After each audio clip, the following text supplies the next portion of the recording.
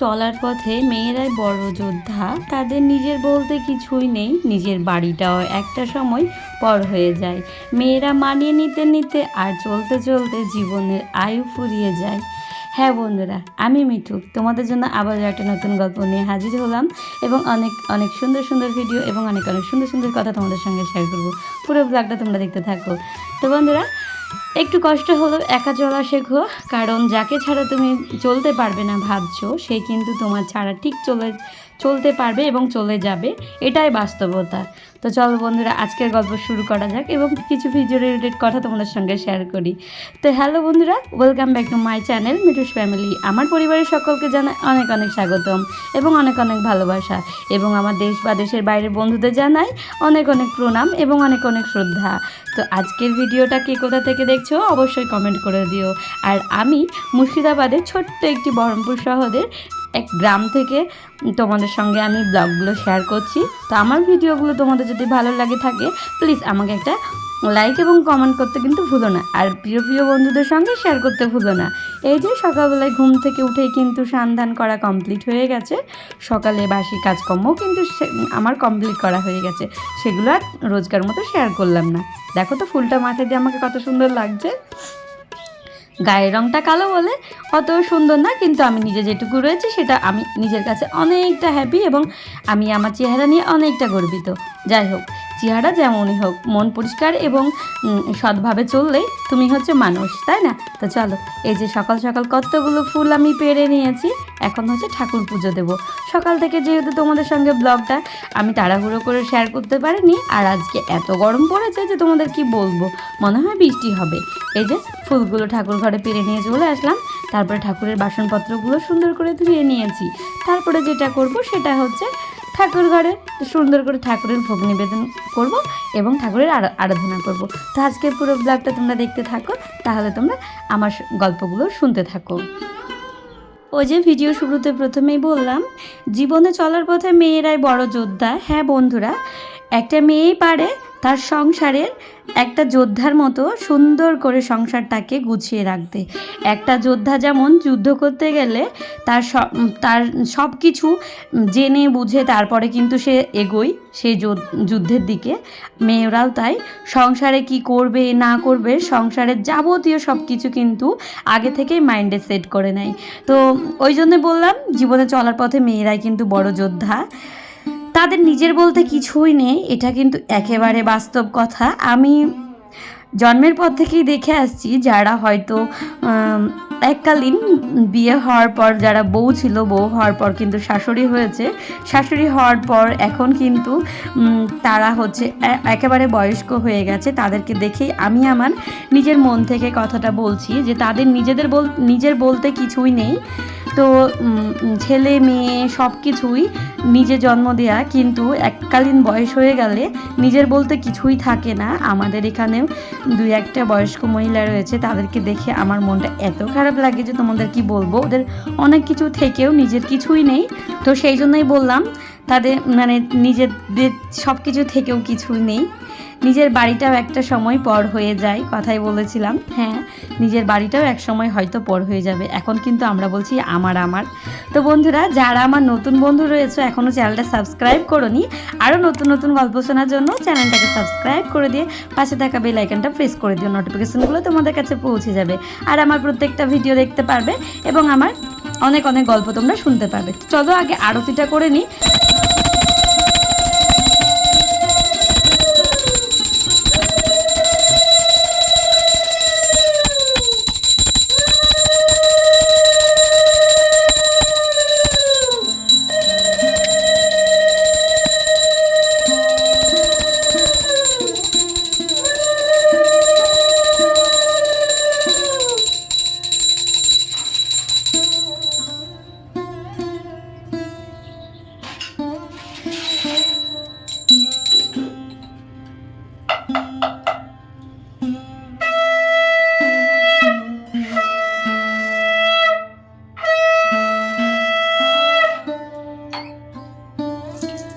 আমরা কিন্তু এককালীন একটা ঘরবাড়ি তৈরি করার পর কিন্তু আমরা বলেই থাকি যে আমার। এককালীন আমার ঠাকুমা বলে গেছে, আমার মা বলেছে, এখন হয়তো আমি বাড়িঘর করতে পেরেছি, আমি হয়তো এখন বলি যে এটা আমার বাড়ি। তারপরে হয়তো আমার ছেলে কিংবা ছেলের বউ যদি হয়, তখন সেও আসবে, সেও এসে কিন্তু বলবে যে আমার। কিন্তু বিশ্বাস করো, আমাদের নিজেদের বলতে কিছুই নেই। জীবনে মানব জন্ম হয়ে এসেছি, এটাই হচ্ছে নিজের, শরীরটাই হচ্ছে নিজের। তাছাড়া আদার্স অন্য কিছু, সংসারের যাবতীয় কিছু একটা সময় সব কিছু পর হয়ে যাবে। তো এটা হয়তো বাস্তবের সঙ্গে তোমরা হয়তো মিলে নিতে পারো, যেটা আমি এতদিন ধরে আমি যেটা জানছি এবং বুঝছি।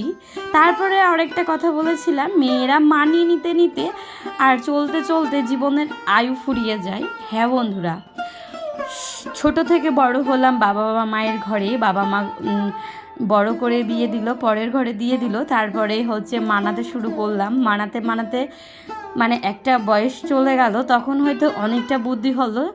যখন হয়তো মানাতে শিখলাম, তখন হয়তো ভাবলাম যে না, আজকে মানিয়ে নিই, কালকে মানিয়ে নিই, তারপরে মানিয়ে নিই। মানাতে আজ এত বছর হয়ে গেল, আজ এই বয়সে এসেছি। আমার এখনও মনে হচ্ছে যে আমার এই জীবনে সব কিছু মানিয়ে নিতেই আমার জীবনটা আয়ু শেষ হয়ে যাবে এবং ফুরিয়ে যাবে।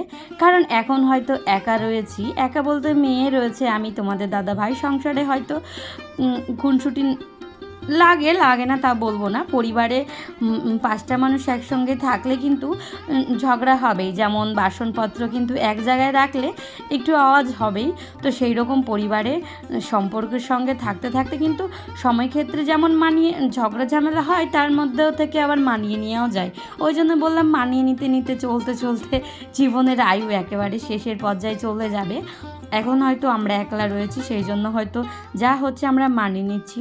তারপরে হয়তো মেয়ের বিয়ে দিয়ে জামাই আসবে এবং পরবর্তীকালে আরও অন্য কেউ যখন আসবে, তখনও হয়তো এইভাবে সবাইকে নিয়ে মানিয়ে নিয়ে চলতে হবে। সেই জন্য কথাই বলেছিলাম যে জীবনে হয়তো মানিয়ে নিতে আয়ুটা একেবারে শেষ পর্যায়ে গিয়ে পড়বে। তো তোমাদের সঙ্গে গল্প করতে করতে কিন্তু প্রায় আমার সকালে টিফিন খাওয়া হয়ে গেছে, তারপরে রান্নাবান্নাগুলোও কিন্তু কমপ্লিট হয়ে গেছে। তোমরা কিন্তু ব্লগের মাধ্যমে আমার গল্প শুনতে দেখলে আমার ভাতও রান্না হয়ে গেছে। এদিকে আমি কাঁঠাল চিংড়িও করে নিয়েছি। তোমাদের দাদাভাই বাজার থেকে এনেছে আলু, পটল, ঝিঙে এবং চিংড়ি মাছ নিয়ে এসেছে। এবছরে প্রথম হচ্ছে চিংড়ি মাছ দিয়ে হচ্ছে কাঁঠাল চিংড়ি করলাম। এবছরে খাওয়া হয়নি, আর কয়দিন পরে হয়তো কাঁঠাল পাকতে চলেছে। আম কিন্তু পেকে গেছে, কাঁঠালগুলো হয়তো একটু দেরিতে পাকে, তো আরেকদিন হয়তো খাওয়া হবে। কাঁঠালটা যেহেতু না আমাদের খাওয়া হয় না, কারণ কি বলো তো, এই সকাল সকাল রান্না হয়, তো সেই জন্য বানানোর একটু অসুবিধা হয়ে যায়। তো সেই জন্য কাঁঠালটা আমার বানানো হয় না, তো সেই কারণে আমার রান্না করাও হয় না। তো যাই হোক, আজকে কিন্তু আমি ক্যামেরার পিছনে কাঁঠালগুলো আগে থেকেই বানিয়ে রেখেছিলাম, সেই জন্য কিন্তু একটু শর্টকাটেও হয়ে গেছে।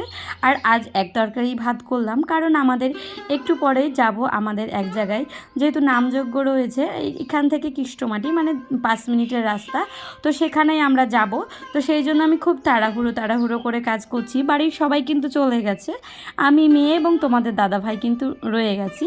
তো নামযজ্ঞ বলতে আজকে ওখানে রয়েছে ঘট ভরা, সেই ঘট ভরা উপলক্ষে রাস্তায় সবাই মিলে হচ্ছে বেরোবে, আর অনেকগুলো ঢাক এবং বাজনা এবং হরিনাম সংকীর্তন নিয়ে বেরোবে। তো এইগুলো দেখতে আমার খুব ভালো লাগে এবং মেয়েও খুব ভালোবাসে। আর আমরাও যেহেতু প্রতিদিন সন্ধ্যাবেলায় হরিনাম করি, সেই জন্য আমাদের দলটাকেও বলেছে যে হরিনাম নিয়ে যাওয়ার জন্য ঘট ভরতে। সেই জন্য সবাই প্রস্তুত হয়ে কিন্তু চলে গেছে। যেহেতু রান্নাবান্না করে আমি যাব, কারণ তোমাদের দাদা ভাই খাবে, সেই জন্য আমি ভাবলাম ওরা সবাই গেছে যাক, আমি কিন্তু দেরি করেই যাব। এদিকে রান্নাবান্না করে সংসারে সব কিছু সামলে নিয়ে তবেই কিন্তু আমি সংসার থেকে কোথাও বেরোতে পাই। তো আমার কি বলো তো, সংসারের কাজপত্র সামলে নিয়ে যদি কোথাও যাই, তাহলে কিন্তু একটা শান্তি থাকে। আর যদি সংসারে যাবতীয় কাজগুলো কমপ্লিট করে না যায়, তাহলে কিন্তু মনের মধ্যে একটা কেমনই হয়ে থাকে যে কাজ ফেলে রেখে যাওয়াটা একটা ভালো দেখায় না। সেই জন্য আমি যত তাড়াতাড়ি পারি সব কাজগুলো একবারে এক হাতেই সেরে নিচ্ছি। কারণ সকাল থেকে একেবারে পুজো করার পর থেকে কিন্তু আর আমি এক মুহূর্তের জন্য বসিনি।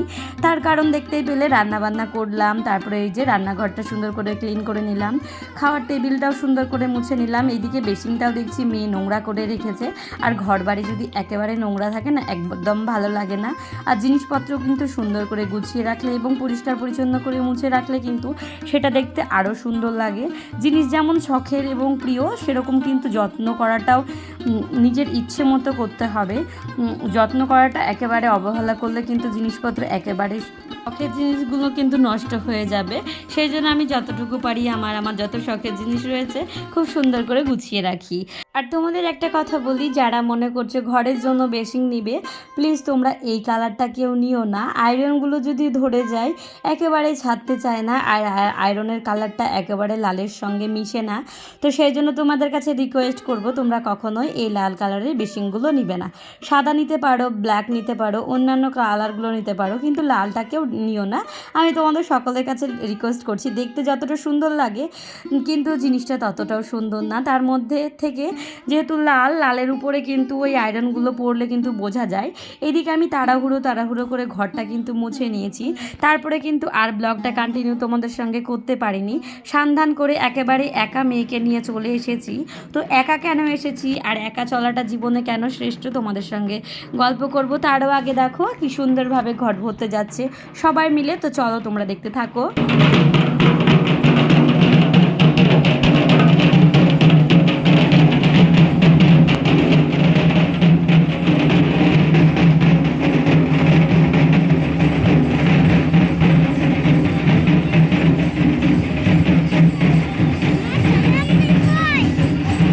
আস্তে আস্তে পিছনে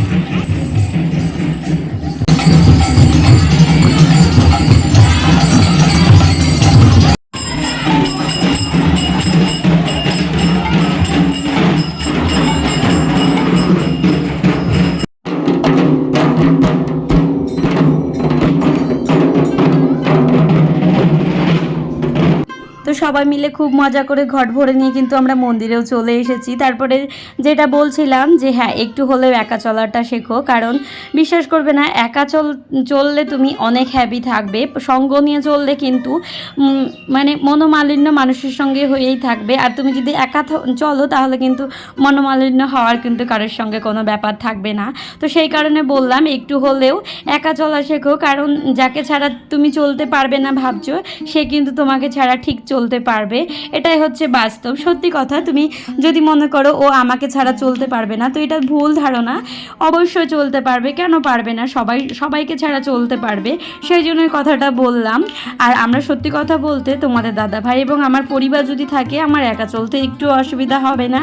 তো দেখো বাড়ি চলে এসে কিন্তু ওয়েদারটা একেবারে ঠান্ডা ঠান্ডা হয়ে গেছে, কারণ বৃষ্টি হলো।